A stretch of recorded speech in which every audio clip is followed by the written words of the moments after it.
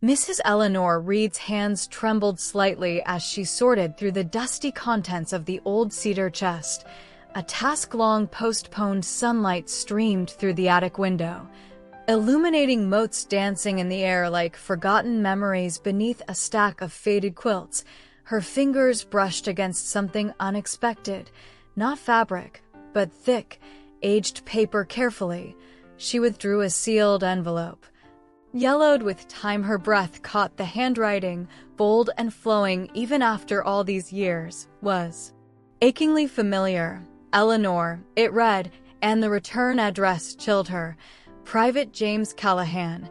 Somewhere in France. This letter was from James, her James, dated October 12, 1944, sent mere weeks before the telegram arrived declaring him missing in action. How had it never reached her?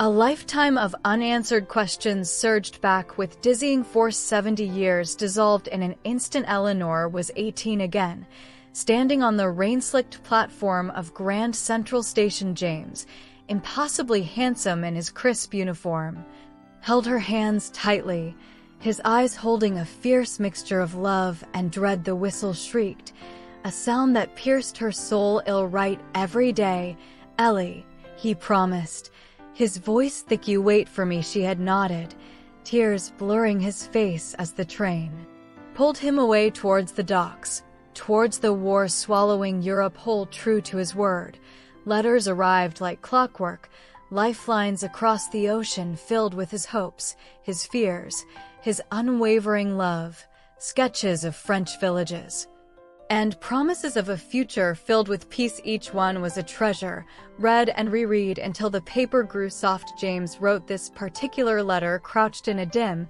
rain-sodden barn behind the shifting front lines. The air reeked of damp earth, livestock, and the ever-present tang of cordite. Exhaustion weighed on him like a lead coat, but the thought of Eleanor, safe back home, fueled his shaking hand. He filled pages, pouring out his longing for her laugh, the scent of her hair, the feel of her hand. And as he spoke of simple dreams, a small house, perhaps by the water, mornings waking up together. "This war can't last forever, Ellie," he wrote, the ink occasionally smudged by a stray drop of rain or something else. "Hold on to that thought, hold on to us. My love for you is the only thing keeping me sane in this madness." He sealed it with a soldier's fervent hope. Somewhere between that French barn and Eleanor's anxious mailbox in Brooklyn, chaos intervened. Perhaps a transport truck took a direct hit.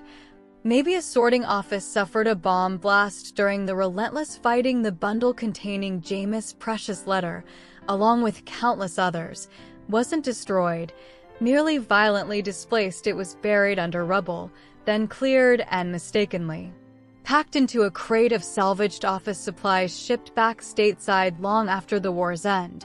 Its personal significance utterly lost years later. That crate was sold off, its contents eventually finding their way into the cedar chest Eleanor's mother bought at an estate auction, a chest Eleanor herself inherited. Never suspecting the heartache hidden within its fragrant depths, the discovery sent ripples through Eleanor's quiet life. Her son, Robert, fascinated and moved, embarked on a mission. He contacted archivists, military historians, tracing the possible routes of misdirected wartime mail. It was a long shot, a whisper across decades. Meanwhile, Eleanor kept the unopened letter on her bedside table. It was a physical presence, a ghost from her vibrant youth. She'd touched the envelope, tracing James's name, wondering what final thoughts he'd entrusted to the page. The anticipation was a strange blend of exquisite pain and profound yearning. After 70 years, James was speaking to her. Again, was she finally ready to hear his last words? One crisp autumn afternoon, Robert arrived, his face alight with solemn excitement. He hadn't found how the letter went astray, but he confirmed the likely path of its incredible, decades-long detour. More importantly, he brought a sense of closure to the mystery of its journey. Sitting beside his mother on her well-worn sofa, sunlight warming the room just like that day in the attic, Robert gently placed the letter in her hands. The moment had arrived with infinite care. Her aged fingers, marked by time but still strong, slid under the brittle flap. The sound of tearing paper echoed loudly in the quiet room. She unfolded the pages, her eyes, still sharp behind her glasses, eagerly scanning the familiar, beloved script. The words flowed from the page, vivid and immediate, as if James sat beside her. He spoke of the cold, the mud, the bone-deep weariness, but overwhelmingly, he spoke of her. His love wasn't a memory. It was a living, breathing force. On the page, he described the constellations he saw, knowing she might see the same stars, a fragile connection across the miles. He wrote of his faith in their future, his absolute conviction they would build a life together. Remember our spot by the old oak tree, Ellie? He asked. That's where I'll find you when this is over. Wait for me there in your heart.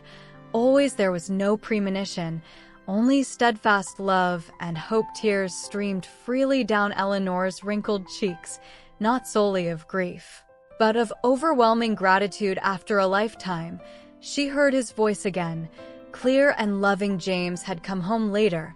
Eleanor sat by her window, the precious letter resting gently on her lap. The final, unspoken goodbye she'd carried for 70 years shifted. It wasn't an ending found in the letter, but a reaffirmation of a love that had never truly died. He had been thinking of her, loving her, right until the end. The mystery of the letter's journey paled beside the certainty it delivered.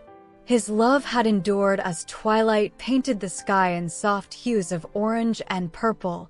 A profound peace settled over her. She placed her hand over the words on the page, feeling an echo of his presence, a warmth that finally, blessedly, filled the hollow space grief had carved so long ago. Jamisayero's last message, lost but miraculously found, whispered across time.